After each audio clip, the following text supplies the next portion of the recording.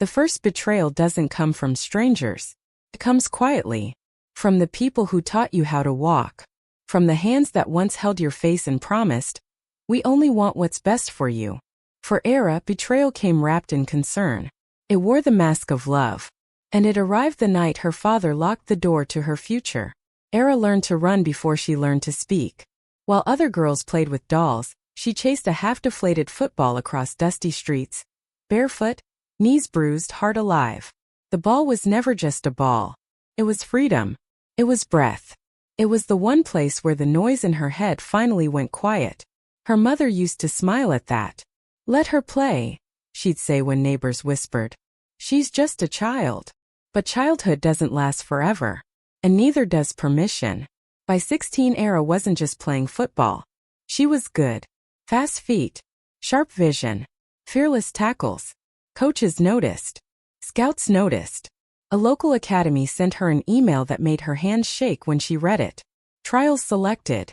Scholarship possible. She ran home that day like she was flying. Her heart pounded with words she had practiced 100 times in her head. "Abba, I want to be a footballer." She thought they'd argue. She thought they'd hesitate. She didn't expect them to destroy her dream in one sentence. No. Her father didn't raise his voice. That was worse. "No football. No nonsense. You'll finish school and do a proper job. Teacher. Office. Something respectable." Era laughed nervously. She thought it was a joke. "I got selected for trials," she said softly. "They offer scholarships. I can study and play." Her mother cut in. "Enough. People are already talking. A girl running in shorts shouting on fields? Do you want to ruin our respect?" That word. Respect. It landed heavier than a slap. That night, Era didn't sleep. She stared at the ceiling, replaying every match she had ever played. Every goal. Every cheer. Every moment football had saved her from feeling invisible. By morning, she had decided something terrifying. She would go to the trials without permission. Just once. Just to prove she was worth it. She left before sunrise, boots hidden in her backpack, heart racing with guilt and hope tangled together. The trials were brutal. Sweat. Screams. Competition. Girls stronger, taller, louder. But Era didn't shrink. She ran like someone chasing her own life. When it ended, the coach called her name. "You," he said. "You have fire. Come back tomorrow." Era smiled so wide it hurt. For the first time, she believed the future was hers. She came home late. That was mistake number 1. Mistake number 2 was thinking her parents hadn't noticed her absence. Her father was waiting in the living room.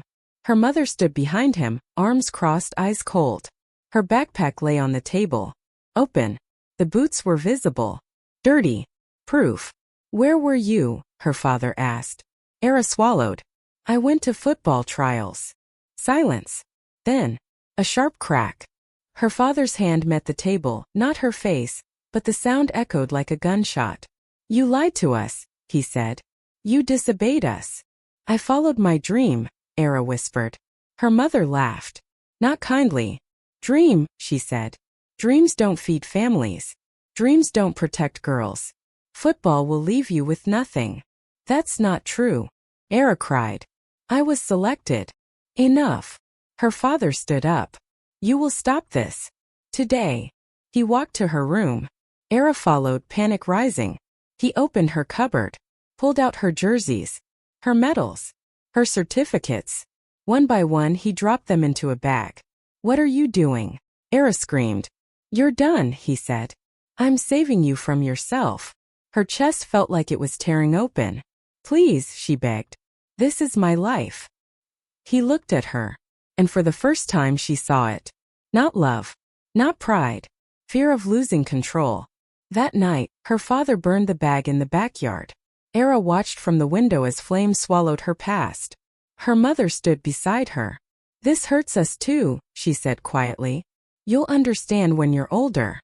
But all Era understood was this.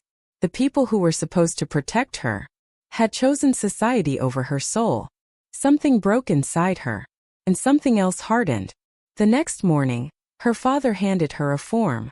"A job application," he said. "Fill it." Era looked at the paper. Then at her hands. These hands had scored goals. These legs had outrun doubt. This heart had survived betrayal. She put the paper down. No. Her father's eyes widened. What did you say? I said no, she repeated, voice shaking but firm. You can burn my jerseys. You can lock doors. But you can't erase who I am. Silence filled the room like a storm before lightning. That was the day Era became homeless inside her own house. That was the day her parents stopped being her safe place.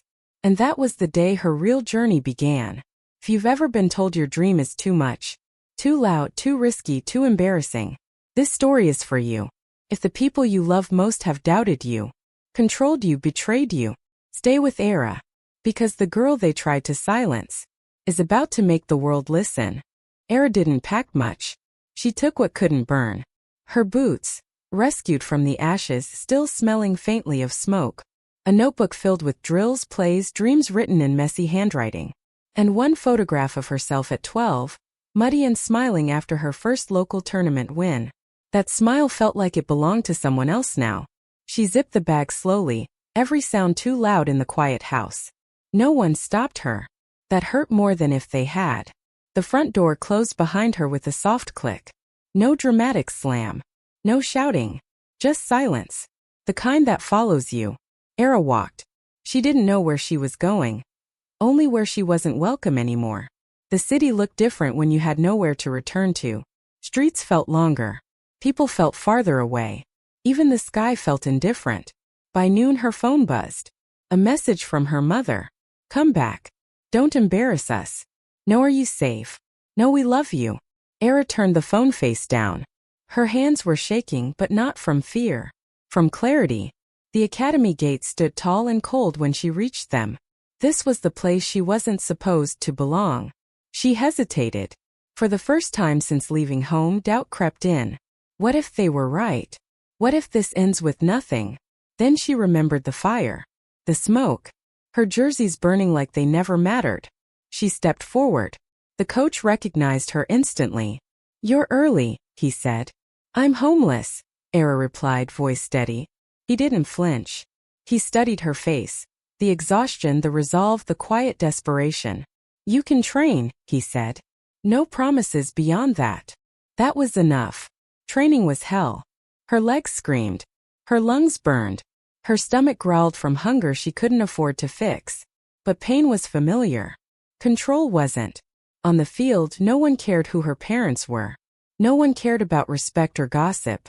Only performance. And Era gave everything. At night, she slept on the locker room bench when no one was looking. Wrapped in her jacket. Boots under her head like a pillow. She told herself it was temporary. She told herself it would be worth it. Days turned into weeks. Her parents didn't call again. But the world didn't end either. Something else happened instead. She got stronger. Era learned to wake up before dawn. To tape her own ankles. To push through cramps, hunger, loneliness. She learned that freedom isn't loud. It's quiet. Lonely. Earned daily. Other girls whispered about her. The runaway. The crazy one. The girl with no family. Era didn't correct them. Let them talk. Talking never scored goals. One evening, after a brutal scrimmage, the coach pulled her aside. You play like you're running from something, he said. Era wiped sweat from her face. I am, she replied. He nodded. Good. Just make sure you don't run away from yourself.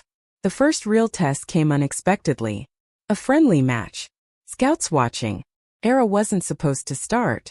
But 15 minutes in, a midfielder went down injured. Get in, the coach barked. Era's heart pounded. This was it. Or nothing. She stepped onto the field like she belonged there. First touch clean. First pass sharp. First sprint fearless. Then the moment came. A loose ball. Open space. Defenders closing in. Era didn't hesitate. She shot. The net rippled. Silence. Then cheers. She didn't celebrate. She just stood there, breathing, eyes burning. Because for a split second, she wished her parents were watching. After the match, a scout approached her. You live nearby? He asked. Era smiled thinly. No, she said. But I'm staying. He handed her a card. Call me. That night, Era sat alone on the steps outside the academy. The city hummed around her, uncaring and alive. She pulled out her phone. One missed call. From her father. Her thumb hovered over the screen. Memories flooded in. Bedtime stories. School lunches. Hands that once guided her. Hands that burned her dreams. She didn't call back. Not yet. Because healing doesn't come from crawling back to the people who broke you. It comes from becoming undeniable. Era looked at the stars and whispered a promise to herself. I will make this worth it. Not for revenge. Not for approval. For truth. Some dreams demand distance. Some futures require leaving people behind, even when it hurts more than staying ever could. If you've ever stood alone, choosing yourself while the world called you selfish, success doesn't knock politely. It crashes in loud, sudden, impossible to ignore. For Era, it arrived on a rainy evening, folded inside an email she read 3 times before believing it was real. Trial extended. Stipend approved. Temporary housing provided. Her hands trembled. Not from excitement. From relief. For the first time since leaving home, survival was no longer a question mark. She moved into a shared dorm near the academy. A bed that was hers. A locker with her name on it. Meals that didn't depend on kindness or luck. But peace never comes without a price. Her phone rang the next morning. Father. She stared at the screen like it might bite. It rang again. And again. Finally she answered.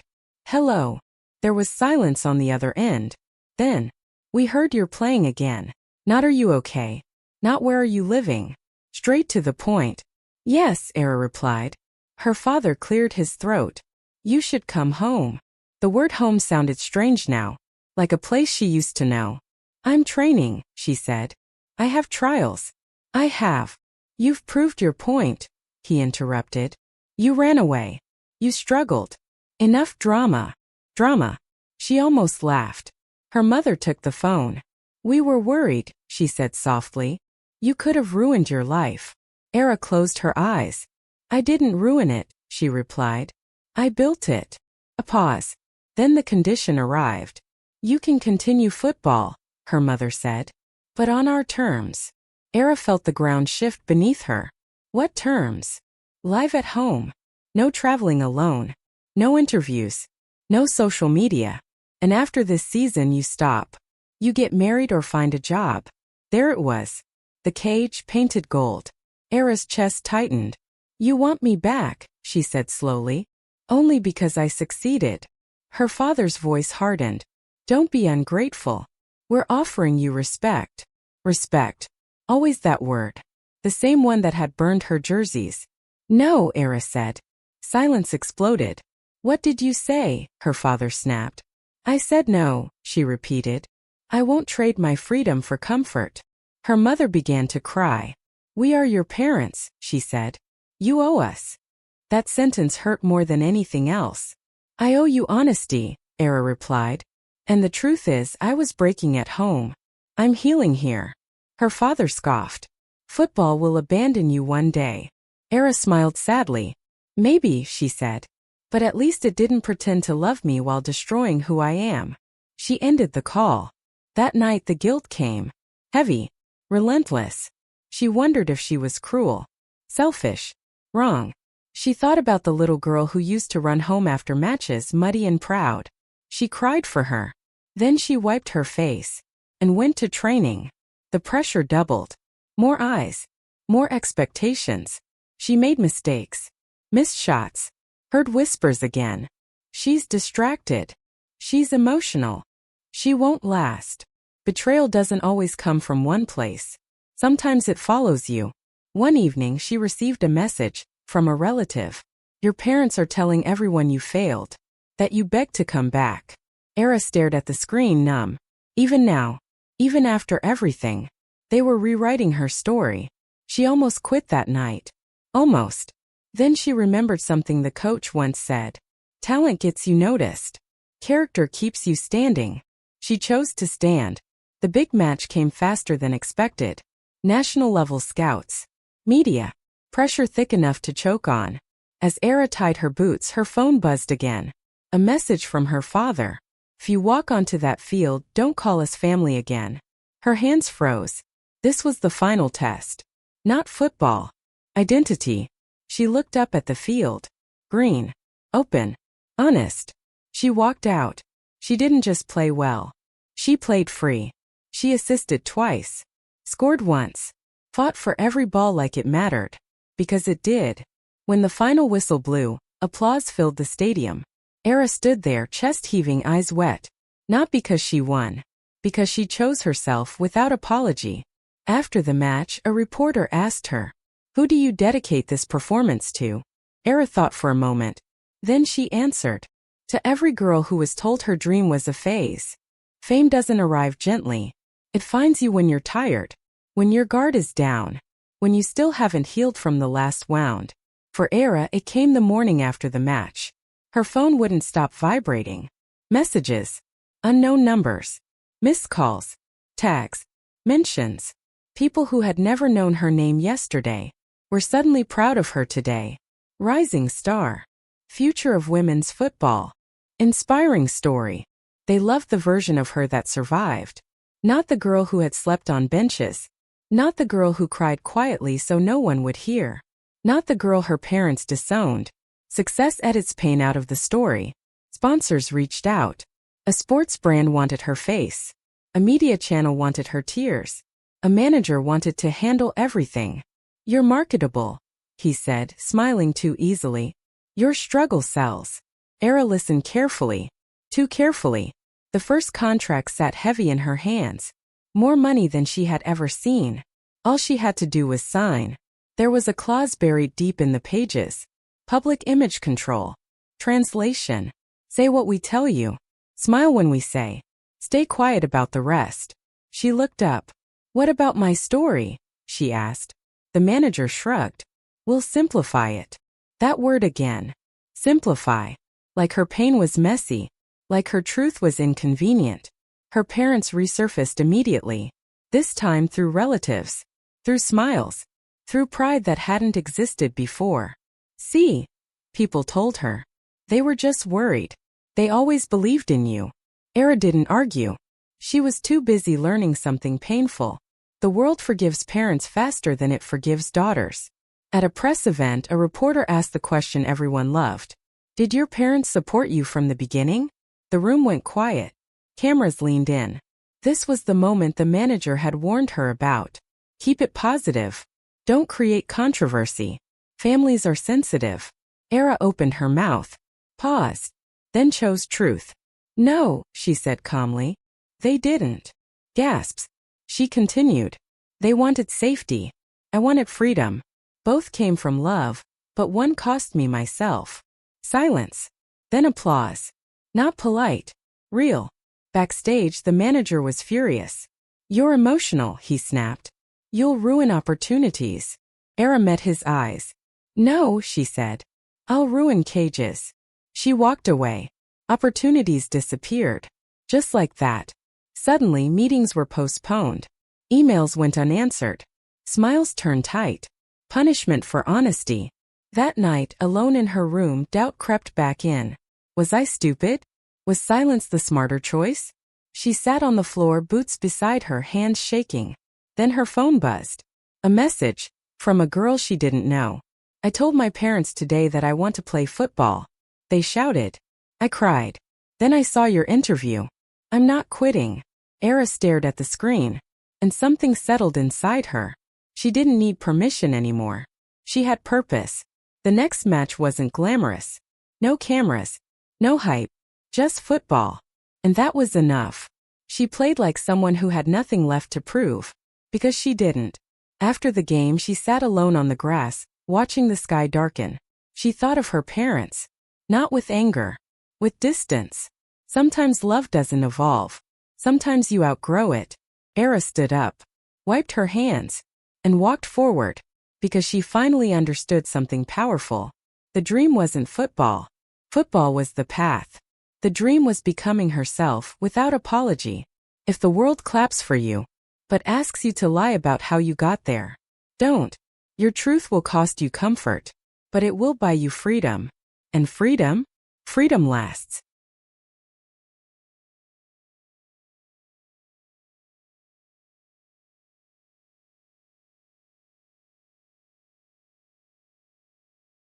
The last betrayal didn't come with shouting. Came with an offer. Clean. Polite. Dangerous. The Federation called her in on a Monday morning. Big building. Glass walls. Smiles that didn't reach eyes. They praised her performance. Her impact. Her story. Then they slid the proposal across the table. A national contract. Her dream. But dreams, Era had learned, often arrive with strings. You'll be representing the country, one official said. So we need alignment. She flipped through the pages slowly. There it was. A clause she recognized now. Behavioral conduct. Public statements subject to approval. Another voice added gently, we'd also appreciate a softer narrative about your family. Traditional values matter. Era looked up. So you want the goals, she said. But not the truth. They exchanged glances. We want unity, they replied. Unity. That word again. Always used to silence the inconvenient. She asked for time. They gave her 48 hours. That night, Era couldn't sleep. This was everything she had worked for. The jersey. The anthem. The stage. All she had to do was edit herself. Just a little. She called the coach. What happens if I say no? She asked. A pause. You'll wait longer, he said honestly. Maybe forever. She hung up and stared at the ceiling. The old fear crept in. What if this is the only chance? What if I lose everything again? Then her phone buzzed.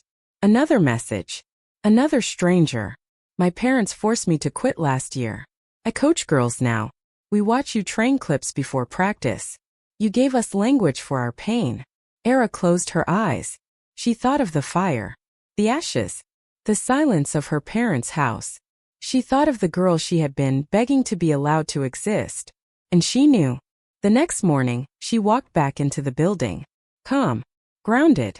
They smiled confident. So, the official said. Have you decided? Era nodded. Yes. She pushed the contract back. And signed. I won't lie to make you comfortable, she said. I won't erase my past to decorate your future. The smiles vanished. You're throwing away your career, someone snapped. Era stood. No, she said softly. I'm choosing it. She walked out. The backlash was immediate. Headlines turned sharp. Opportunities shrank. Support went quiet. People called her difficult. Uncooperative. Too much. She let them. Months passed. She trained harder. Spoke less. Built something new. With other women. Other girls. Other stories that had been buried. She helped start a small foundation. Free training. Safe space. No permission required. The fields were rough. The equipment old. The belief? Unbreakable. One evening as she watched a group of girls argue over who got to play striker, her phone rang. Unknown number. She answered. Is this Era? A voice asked. This is the national team office. Her heart didn't race this time. We want you, they said. No conditions. She smiled. The debut match was sold out. When she stepped onto the field in that jersey, the crowd roared. She didn't look for her parents in the stands. She looked at the kids watching from broken screens and cheap seats. She played for them. After the match, the same reporter asked, what kept you going when everything tried to stop you? Era took a breath. Then she said, I realized my dream wasn't fragile. People's comfort was. If you're waiting for permission, stop. If love asks you to disappear, refuse. If the world says be grateful and be quiet, be brave and be loud, your future does not belong to tradition, fear, or approval. It belongs to you. And if you choose it, even when it costs you everything, one day it will give you more than you ever imagined.